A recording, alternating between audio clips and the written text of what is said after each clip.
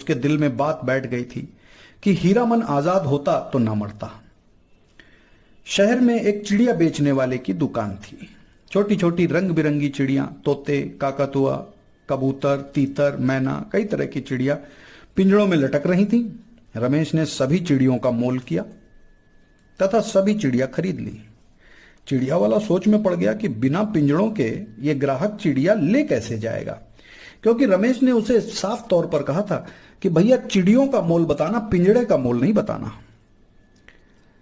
अब पैसे देकर रमेश ने एक एक करके पिंजड़ा खोलकर चिड़ियों को आजाद करना शुरू कर दिया। सभी लोग आश्चर्य से देखने लगे। अब दुकान वाला भी भला क्या कहता, रमेश ने कीमत जो चुकाई थी, परंतु रमेश ने पैसे देकर चिड़िया खरीद ही ली थी, तो कोई कहता भी कैसे। अब रमेश का रोज का काम हो गया था। नई नई जगहों पर घूमकर चिड़ियों को आजाद कराने लगा।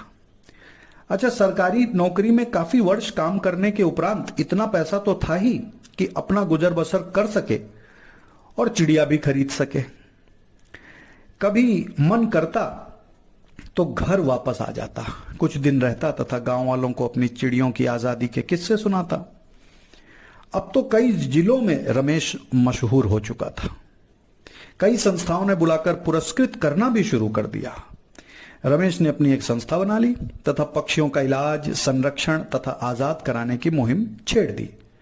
कुछ सालों के बाद राष्ट्रपति भवन से भी बुलावा आया कि आपको उत्कृष्ट नागरिक सम्मान के लिए चुना गया है।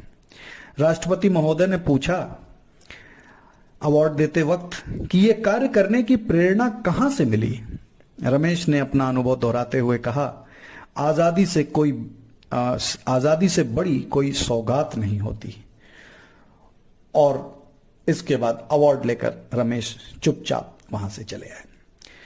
तो इस घटना से, इस कहानी से हमें यह सीख मिलती है कि इंसान के जीवन में कब किस प्रकार का परिवर्तन हो, यह पहले से तय नहीं किया जा सकता।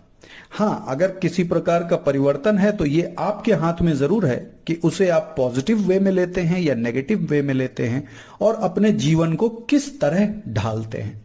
कुछ लोग जीवन से निराश हो जाते हैं और कुछ लोग नया नया उद्देश्य ढूंढने में सफल हो जाते हैं। धन्यवाद।